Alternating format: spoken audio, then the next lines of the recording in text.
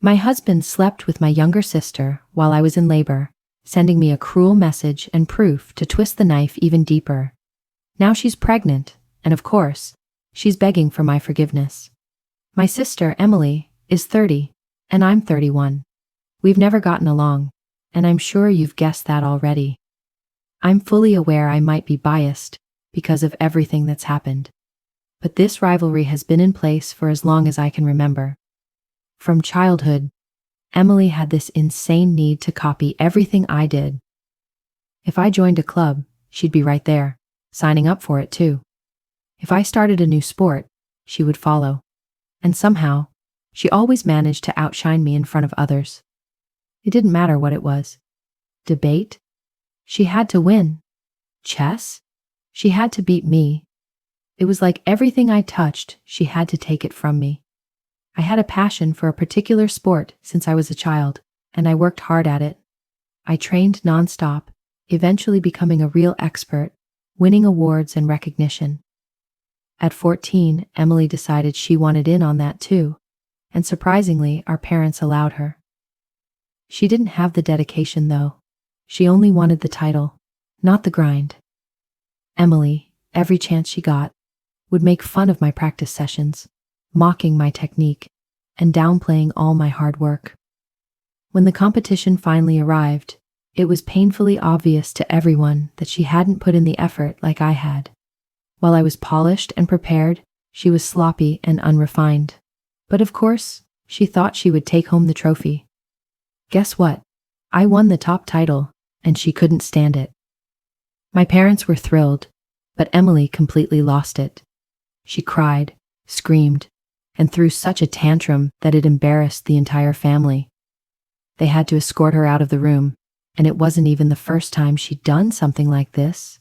When we got home, my parents tried to talk to her about not competing with me in everything. They said they were proud of her, no matter what she achieved. But Emily was having none of it. She shouted at me right in front of them, and in her rage, she broke one of my hard-earned awards. That was the breaking point. I'd worked my ass off to win that. I wanted to scream back at her, but I stayed calm.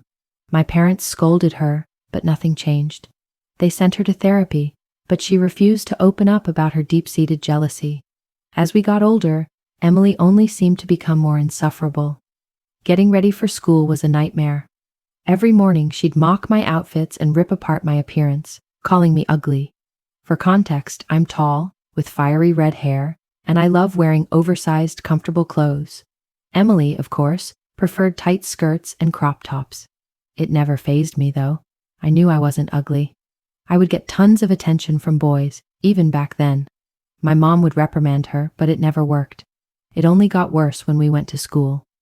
Emily bullied me openly, boasting about her cooler friends, aka the popular crowd. I didn't care about that. I preferred to hang with people who actually cared about me. But she'd make sure to rub it in my face. She even had the audacity to loudly say that I wasn't even her real sister and must have been adopted. She'd make sure everyone heard. At 15, I decided to start a blog on WordPress. I had no clue what I was doing, but I loved writing and wanted to share my thoughts with the world. To my surprise, my blog gained traction, and I quickly grew a loyal following. Eventually, local businesses began reaching out to me, asking me to promote their products. What started out as a hobby turned into a way to make money. My parents had no idea at first, but when they found out, they were blown away by how much I was able to earn just by doing something I loved. My dad helped me open a bank account to save money for college. Emily, however, was furious when she found out. She demanded that I share the money with her, claiming it wasn't fair that I was making money while she wasn't. I refused flat out and told her if she thought it was so easy, she could try it herself. She got my parents to back her, but they refused. Undeterred, she tried to start her own blog. Initially, she claimed it was so easy to write and would mock me, saying this was not even a big deal. She had also told me she was a much better writer than me. However, when her blog didn't get any traction, Emily grew more frustrated, and started asking me how I was landing brand deals while she couldn't even get a single subscriber. She started demanding that I promote her articles on my blog, saying that because we were sisters, I should help her. But I refused. After all, she had insulted my writing countless times, and now she expected me to help her? Plus, I didn't even like her writing. A few months later, after seeing no results, Emily finally gave up on her blog. Then, when college applications came around, we both had our sights set on our mom's Ivy League school. Emily applied to both that school and a more prestigious Ivy League one, but was rejected. She ended up enrolling in a local university, which was decent, but nothing compared to the Ivy League. When it was my turn to apply, Emily told me I shouldn't even bother applying to Ivy League schools since she didn't get in, and I wouldn't either. I pointed out how my grades were great, exactly what those schools required, but she shot me down, saying my personality wasn't suited for those places. I didn't listen to her and applied anyway. I was accepted into my mom's Ivy League school. When I got the acceptance email, I dreaded telling Emily because I knew she would flip out. My parents tried to break the news gently to Emily when she came over for dinner one weekend. And just as I feared, Emily did not take it well. She refused to believe that I'd been accepted, and when she saw my letter, she claimed it was probably fake because, according to her, she was a better student and was rejected. My parents and I were exhausted by her antics. I never saw her as my competition, yet she constantly made me feel like I was. While Emily went out of her way to put me down for my achievements, my dad tried to reason with her, saying she should have congratulated me. My mom even suggested therapy again, but Emily got angry. Emily snapped. She yelled at them, claiming she was the first child, so she wasn't the problem, and that she never wanted a sibling in the first place. Then, in the middle of dinner, she stormed out of the house. After that night, I decided to distance myself from Emily. We were getting older, and I honestly believed she should have outgrown that jealousy by now. College changed everything for me. I made new friends, people who truly cared about me. The distance allowed me to grow without constantly being compared to Emily. I dove into activities that I genuinely enjoyed and built friendships based on mutual interests, not just to compete with Emily. Over time, I found new passions that were just mine. I relished the freedom of being myself, without the constant pressure to outdo Emily. I hoped Emily would eventually find her own path, but instead, our relationship remained strained, with no end in sight. When she could no longer compete with me academically, Emily shifted her focus to our personal lives. She became passive-aggressive every time I had a boyfriend before her. When Finn and I decided to move in together, Emily never missed an opportunity to make snide remarks. Eventually, Emily met a guy named Tom who seemed perfect for her, and suddenly, her nasty comments toward me started to fade. I could tell she desperately wanted to be the first to get married, to have kids before me. But to be honest, I wasn't bothered. I wasn't in a rush to get married. Then, on Christmas, Emily announced that she was getting married in 2023. I was actually happy for her. I congratulated her and Tom, and for the first time in ages, she actually hugged me. I thought finally we were making progress in our relationship. But then, just after Emily's wedding announcement, life threw a curveball. We got a call from Finn's younger brother, 24, who had just received the heartbreaking news that he had a severe, aggressive illness. The news was hard to process, but we rushed to be there for him without thinking twice. Finn, being incredibly close to his brother, was devastated. I could see the pain in his eyes. They had lost their father when they were young, and the weight of losing another loved one was almost unbearable. While staying with his family, out of nowhere, Finn proposed to me one night. I was caught off guard.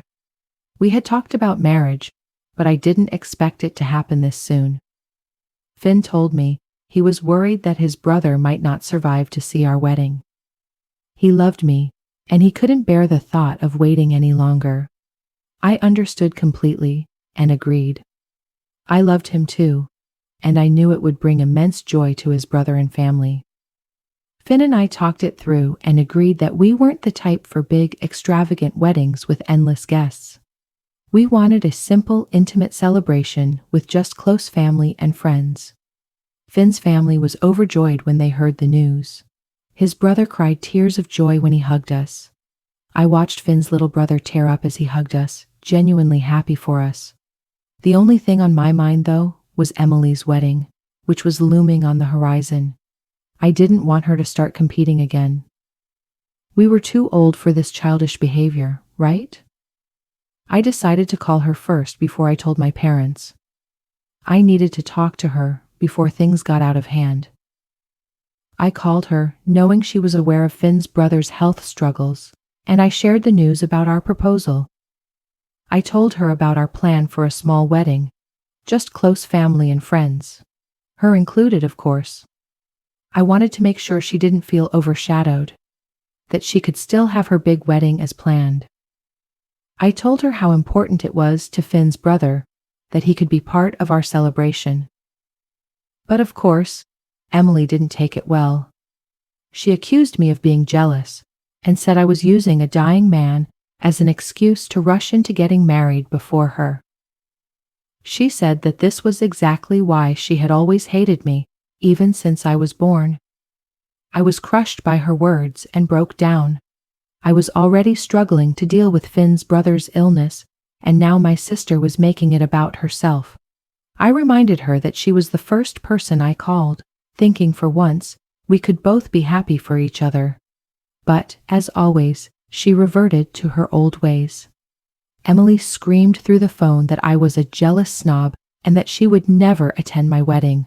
She was so furious that she yelled, "I wish your boyfriend had died instead of his brother. That way, you wouldn't get married." Her hate shook me to the core. It made me question everything. I spoke to my parents, and they assured me that I wasn't doing anything wrong. They were happy for both of us. They told me that no matter what, they would be there for my wedding. I was grateful my parents understood and didn't blame me like Emily did. The next day, Finn and I had our wedding, small and intimate, just how we wanted it. We took pictures with Finn's brother, and everyone was genuinely happy for us. Later, when I posted some wedding pictures on social media, I got a call from Emily. I thought Emily was calling to maybe apologize or congratulate me, but instead, she demanded I take down my wedding photos from social media. She didn't want anyone to find out I got married before her. She said once she was married, then I could post mine. I refused flat out, telling her how absurd it was for her to even ask me to hide my wedding. I told her she could keep hating me, but I was done trying to fix things with her. She called me insufferable and uninvited me from her wedding. I told her I was fine with it and asked her to leave me alone. Finn and I were happy in our marriage, but everything else started to fall apart around us. Finn had a high-pressure job and couldn't take any more leave, so we had to head home right after the wedding. Finn had always been attentive and caring, and that didn't change after we got married. He remained devoted, always making our relationship a priority, despite his demanding career. A few months later, Emily married Tom, just like she planned. I didn't attend her wedding since she uninvited me, but I still sent her a huge bouquet and a note, congratulating her. I saw all her wedding pictures and felt genuinely happy for her. But just weeks after their wedding, my mom called to tell me that Emily had been cheating on Tom with one of her coworkers. He had just found out. It became a massive scandal, and Emily tried to defend herself by saying she wanted an open marriage, but Tom refused. In the end, Tom filed for an annulment. He refused to stay with her. We felt sorry for Tom. He genuinely seemed to love Emily. As if things weren't bad enough, Finn's brother passed away around the same time. Finn and I rushed to be with his family during the funeral. Finn was a wreck. He had completely fallen apart. Something inside Finn just broke after the loss, and he was never the same. He became distant, no longer the attentive, loving man I married. He became short-tempered, snapping at the smallest things. I urged him to go to grief counseling, but it didn't change anything. He stopped going to work, and eventually, he got fired. He spent his days in pajamas, playing video games or watching sports, completely detached from reality. I was the only one working. As a paramedic, I worked long shifts while Finn didn't do anything. I tried talking to Finn, but he didn't listen to me anymore. No matter how much counseling or therapy we tried, nothing worked. He refused to help himself. I began to notice something was off when Finn started hiding his phone from me. This had never happened before, and my suspicions grew. He kept asking when I'd be back from work, and even urged me to stay out longer. He stopped spending time with me, never even asking how my day was going. He was spending money recklessly, going out or buying himself random gifts. During this time, I found out I was 3 months pregnant. I hadn't had a period, but I just assumed it was because of the stress from work. I never thought in a million years that I'd be pregnant. When I told Finn, he didn't react. He was completely neutral. I told him outright, if he didn't want to be a father, he could walk away from our marriage. Finn said he was happy for us, but his actions didn't match his words. Throughout my pregnancy, I battled severe sickness, and it made me unintentionally neglect Finn even more. The constant sickness took a toll on every part of my life. I couldn't work for months and stopped seeing my friends. I was diagnosed with hyperemesis gravidarum, and it was unbearable. That pregnancy was a nightmare, and my parents had to step in to help with the housework because I couldn't do anything. Despite everything, Finn eventually got a job, and he was supposed to be supporting us. I promised him I'd go back to work after the pregnancy. I hated staying home anyway. We'd fight sometimes when Finn came home from work. He'd call me lazy and dramatic for not doing anything, even though I was in constant pain. The day my water broke, I called Finn 12 times, but not once did he pick up. I texted him to tell him I was heading to the hospital because I was about to give birth. I had to ask my parents to take me to the hospital, and they immediately agreed. In the hospital bed, writhing in pain, waiting for my baby to come, I got a notification on my phone. My mother, holding my hand as I lay there in agony, checked my phone, thinking it was Finn calling. Her eyes widened in horror as she read the message. I asked her what it was, but she refused to tell me. My heart started racing. I begged her to tell me, but she wouldn't budge. Finally, with a sad look, she handed me my phone. I opened it to find a picture of my sister and Finn, lying together in bed, and a message from Susan saying, "Good luck being a single mother. I've taken your husband." I couldn't speak.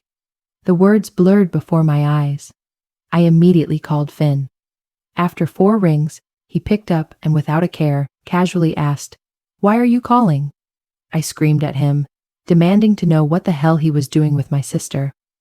He responded coldly, "I've fallen in love with Susan." He went on, explaining how Susan had supported him through his grief after losing his brother. They had been talking for months. Apparently, one thing led to another, and they had been having an affair behind my back for months.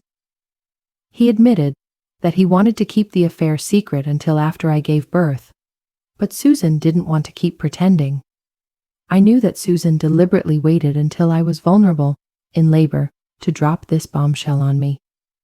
He started apologizing, but I cut him off, saying I didn't care about his apologies. I told him I was taking him to court.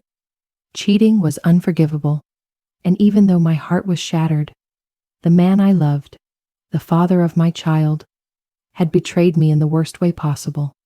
I wouldn't let this destroy me. I sobbed uncontrollably during labor, from heartbreak and pain. But despite it all, my beautiful daughter Aurora was born healthy and strong. My mother cried tears of joy, and my dad couldn't stop staring at Aurora, congratulating me. Friends and family came to visit, offering their support during this tumultuous time. I made sure everyone knew the truth. Susan had slept with my husband, and she'd sent me that picture. My parents called Susan, told her they were done with her, and made it clear that what she did was unforgivable. They told her to never call them parents again because they were ashamed to have given birth to her. Susan tried to defend herself, claiming she and Finn were in love, but my dad told her she was cut off from the will. We blocked her from our lives, from our phones. Some of my cousins and relatives sent her furious messages, and I didn't stop them.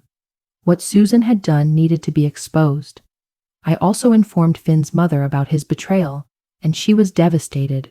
She tried talking to Finn, but it was far too late. I was done with Finn. I was divorcing his sorry ass, and nobody was going to stop me. I packed all my things and moved back in with my parents. Finn tried to confront me, telling me how he'd been thinking and how he realized he'd made a huge mistake after talking to his mother. But I didn't even look at him. I told him he wouldn't see our daughter until everything was settled in court. I didn't trust him around her. What he and Susan had done was twisted, and I didn't want Aurora exposed to that chaos. I met with a lawyer while staying at my parents' house and filed for divorce. Finn fought hard to avoid alimony during the divorce, but the judge saw through his actions and refused to let him get away with it. I got primary custody of Aurora, and Finn was only allowed supervised visits.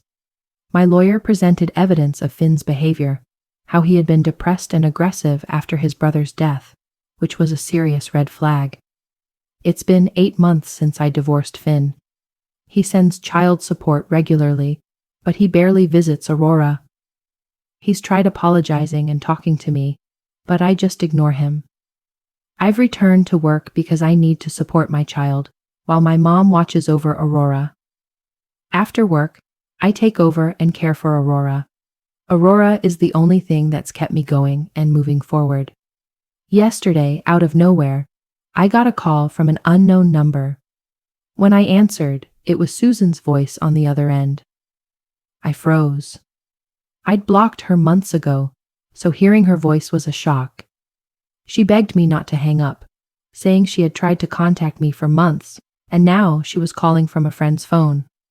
I told her firmly that I had nothing to say to her and asked her not to call me again. But before I could say anything, she quickly told me that Aurora would soon have a brother.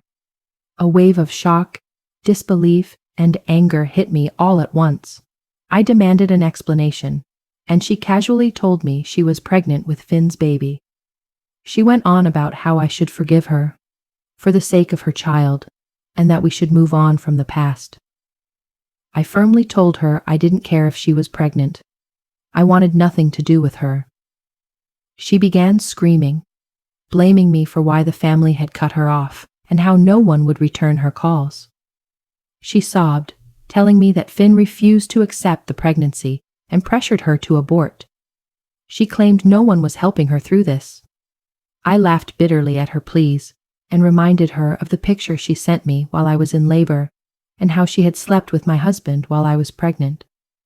I told her she made her bed, so now she had to lie in it.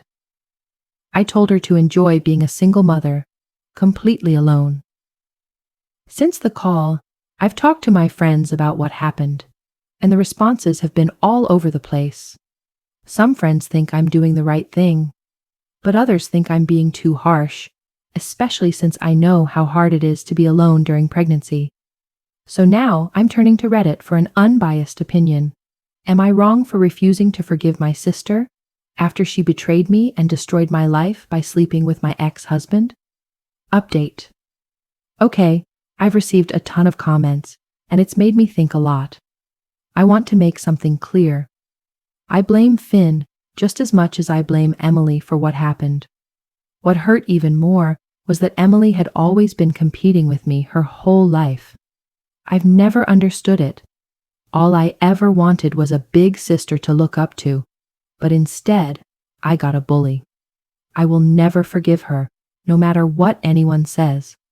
However, I'll talk to my parents and let them know they are welcome to have a relationship with Emily and her son if they choose. Update 2. It's been 3 months since my last post, and people keep asking for an update. Sorry for the delay. I've been swamped with work and childcare. And by the way, Aurora is doing perfectly.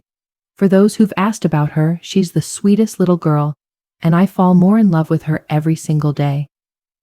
Finn doesn't visit often, and honestly, I don't mind. When Aurora is older, I'll have this conversation with her, but for now, she's happy with me and my parents. Now, for the big update, I spoke to my parents and told them about Emily's pregnancy. They were just as shocked as I was. I told them the baby was Finn's, and he wanted nothing to do with her. My mother started crying, and it broke my heart to see my parents in such distress. I could see the disappointment in my parents' eyes. Finally, my dad called Finn for a man-to-man talk. Finn confessed everything. After our divorce, he stopped seeing Emily because she lost interest in him. She started dating multiple men, and it hurt him deeply. And Finn was deeply hurt, so he gave up on trying to pursue her. A few weeks later, Emily contacted him and told him she was pregnant. Finn told her that since they weren't married and had no intention of getting back together, she could choose not to continue with the pregnancy. But Emily said she wanted to be a mother, just like I was, and he should prepare for fatherhood. Finn begged her to think carefully, reminding her that pregnancy and raising a child were no small tasks. Emily, however, told him that if I could do it with Aurora, she could do it too with her child. Finn told my dad he was willing to pay child support, but wanted nothing to do with the child. Ever since this conversation, my parents have come to realize that Emily hasn't changed one bit. It's clear that she's having this baby to somehow compete with me again. Honestly, it's exhausting, and I don't want Aurora to grow up the way I did. I want to protect her from all of this. I told my parents that they could choose to have a relationship with Emily if they wanted, but they seemed hesitant. I've started looking for a place of my own, so Aurora and I can move out of my parents' house. Update 3. Hey everyone, I'm back with another update after months. I'm so grateful to those who followed my journey and sent me such thoughtful advice. As I mentioned earlier, I moved out of my parents' house. Now, Aurora and I live on our own. I hired a babysitter to watch Aurora while I'm at work. It feels liberating to finally have my own space. Being a single mom is tough, but I'm managing day by day. Emily gave birth to her son, and my mom was the only one who went to see her. My dad refused to have anything to do with her. My mom told Emily how deeply disappointed the family was in her, and that the only reason she visited was because of the baby. Emily begged for forgiveness, but my mom told her that their relationship was over. I know it must hurt my mom to cut off her own daughter, but Emily's actions made it impossible to forgive her. My dad has stayed firm in his decision. He wants nothing to do with Emily. Meanwhile, my parents continue to support me and Aurora in every way they can. They visit us every weekend to spend time with Aurora and support me. Finn continues to send child support, not only for Aurora but also for Emily's baby. I can't even explain how embarrassing this is. I've cried myself to sleep countless nights, still reeling from this betrayal. That's why I've been going to therapy, and I know healing will take time.